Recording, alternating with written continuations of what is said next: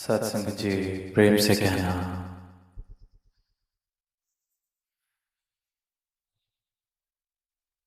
कटंगी में इस रूप में पहली बार आना हुआ और आज जब आना हुआ तो ये सुंदर रूप देखने को मिल रहा है। सब आनंद ले रहे हैं संतों की वाणी का, गीत सुन रहे हैं, भाव श्रवण कर रहे हैं। खुले मैदान में ये आवाज सुन रहे हैं कि राम मिल गया है, राम मिल गया है। सदगुरु की कृपा से राम मिल गया है। खुले मैदान में आवाज दी जा रही है कि अगर हमें राम मिला है तो अगर कोई है जो इस आवाज को सुन रहा है, जिसने राम को देखा नहीं, जाना नहीं, वो भी प्राप्त कर सकता है। क्योंकि सदगुरु सारी ही मानवता के लिए इस धरा पर आए हैं और सबके लिए यही सच का सौदा लेके आए हैं। राम को मिलाने वाला, अल्लाह को मिलाने वाला, रब को मिलाने वाला, जिस भी नाम से हम उसको संबोधित करते आए हैं, आज उस नामी की पहचान कराने सदगुरु इस धरा पर है मौजूद। और जब जब भी संतों ने इस प्रकार के आयोजनों में आवाज दी है तो यही कहा है कि जीवन जिया कैसे जाता है, जीवन मिला किस लिए है, जीवन इस सत्य को पाने से पहले क्या था और क्या अब है, इस बात का जब तक फर्क अनुभव ना हो जाए तब तक किसी को बताया नहीं जा सकता। शब्द पूरे नहीं पढ़ सकते। वो बात अक्सर सुनते हैं कि गूंगा गुड़ खाए तो बताए कैसे मिठास के बारे में। उसी प्रकार ये जो सत्य है, ये जो परमात्मा है, ये जिस जिसके जीवन में आया है, फिर उसके जीवन में जो रूपांतरण हुआ है, फिर उसके जीवन के जो नजारे बने हैं, तो बस यही अनुरोध करता है, यही आवाज देता है कि बस ये अनुभव, ये सत्य आपके जीवन में भी आ जाए तो शायद मेरे भाव आप समझ सकेंगे। मैं अपने शब्दों से प्रयास जरूर कर रहा हूं, लेकिन शब्द कभी पूरे नहीं पढ़ सकते इस अनुकंपा का व्याख्यान करने के लिए। ये जो जीवन में बदलाव आया है, इस बदलाव को शब्द पूरी तरह से बता नहीं सकेंगे। और ये बदलाव इतना इसलिए महसूस होता है कि जब तक तो ये सत्य जीवन में नहीं आया था, तब तक मैं एक नींद की अवस्था में, सोई हुई अवस्था में जो सपना देख रहा था उसी को सच मान रहा था, उसी को सत्य मानकर चल रहा था। और अब जब सदगुरु का ब्रह्म ज्ञान मिला तो नींद से मैं उठ गया हूं। सपने और सच में फर्क समझ आ गया है। ये पता चल गया है, जिसको इस एक क्षण पहले तक सच माना था वो तो क्षण भंगुर सपने जैसा। और अब सत्य जीवन में आया है तो यही एक अरदास है परमात्मा से कि सब जाग कर, आंखें खोल कर आपको देख सकें, आपके दर्शन कर सकें, सबको फर्क पता चले मिथ्या में और सत्य में, स्वप्न में और हकीकत में। आज बच्चों ने भी वो हरदेव वाणी का शब्द गाया तो उसमें भी यही पैगाम दिया गया कि जागने का समय है, उठने का समय है।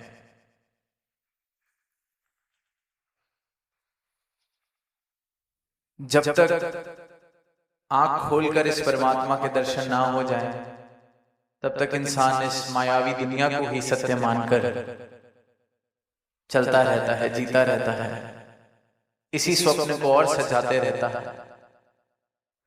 पर सपना जितना भी सुंदर हो जाए, हकीकत उससे बदल नहीं जाती।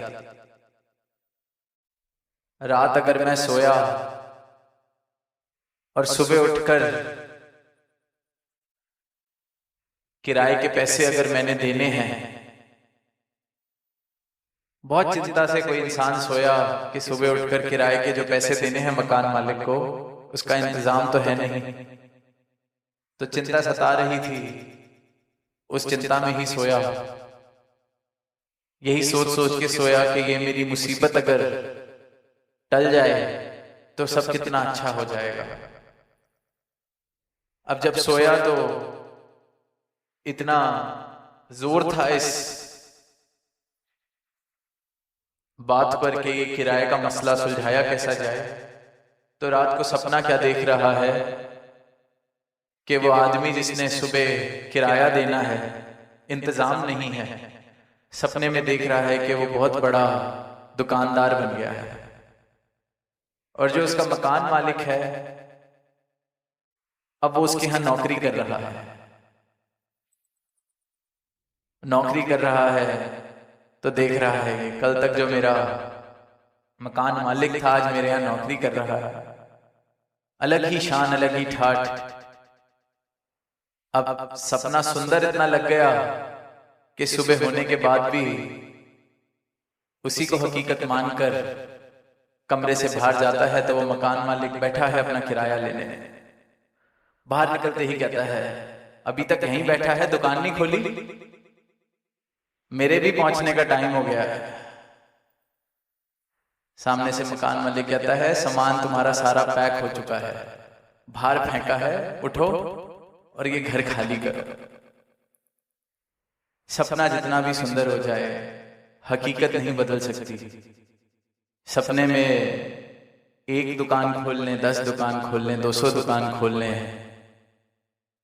जो हकीकत में अगर किसी की भरपाई करनी है, पैसा देना है, माया देनी है, वो देनी पड़ेगी। मेरी सपने की 200 दुकानें किसी के किराए को पूरा नहीं कर सकती, किसी की जेब नहीं भर सकती अगर मैंने किसी को कुछ देना है।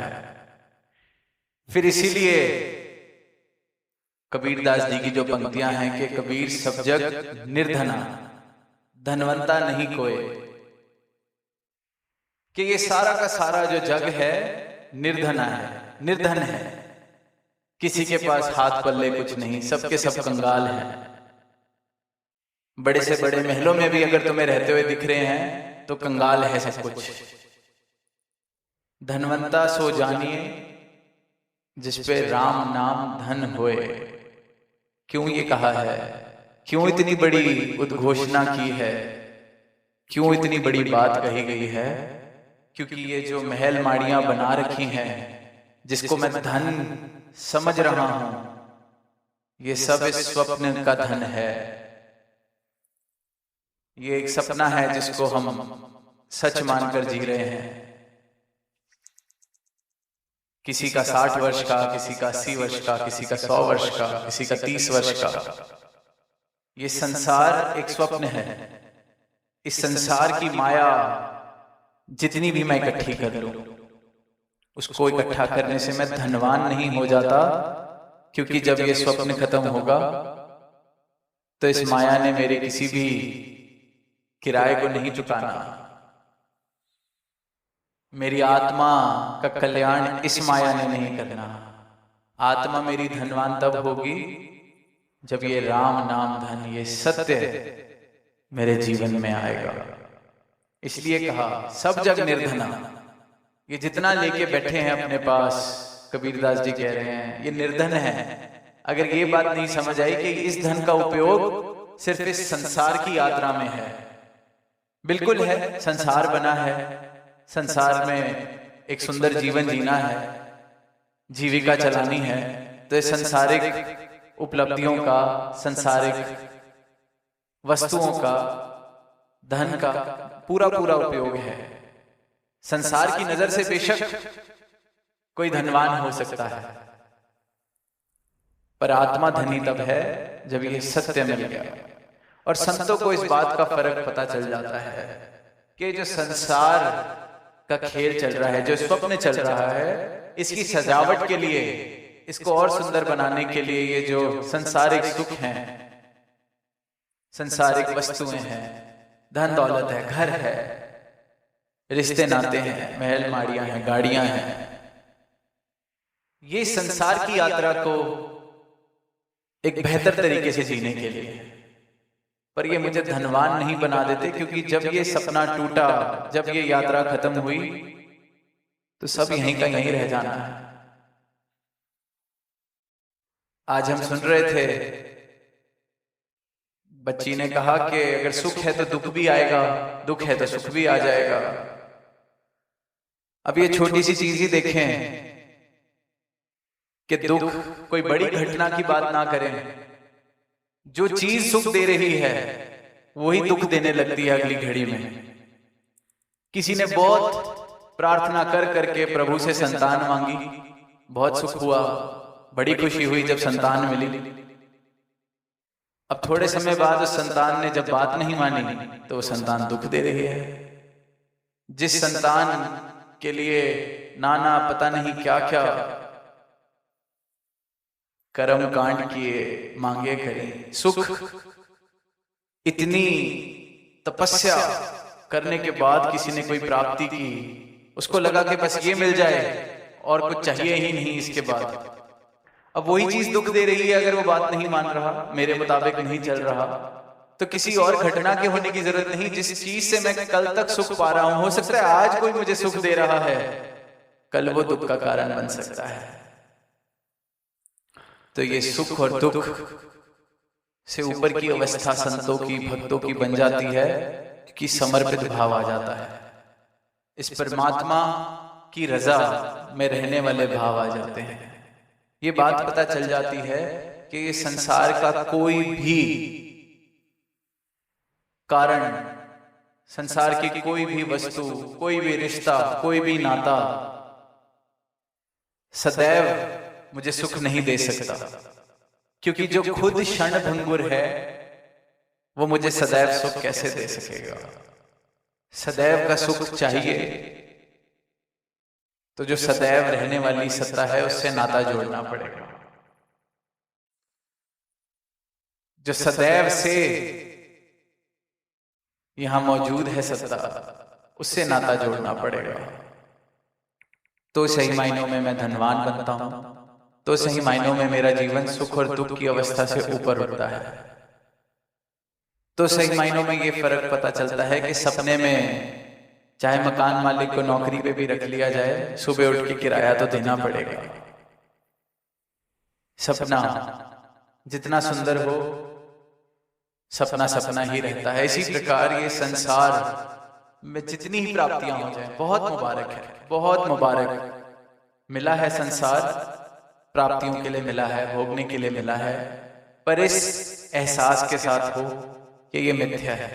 इसके साथ ऐसी आसक्ति ना हो जाए कि इसमें गुम, सपने को ही सच मान लिया और जो पाने योग्य, जो करने योग्य काम था वो ही करना रह गया। और फिर जिसने भी सपने के साथ ज्यादा दिल लगाया है, ज्यादा आसक्ति की है, सपने को जिसने सच माना है, जैसे उस आदमी ने मान लिया, सोचो उसको कितना बड़ा झटका लगा होगा। कह रहा है कि जा दुकान खोल, और वहां घर से भी हाथ धोना पड़ गया क्योंकि सपने को सच मान लिया। तो फिर जब सपने को सच मान लिया जाता है तो फिर वही सपना दुख का कारण बनता है। वही वस्तुएं, वही रिश्ते, वही नाते दुख का कारण बनते हैं।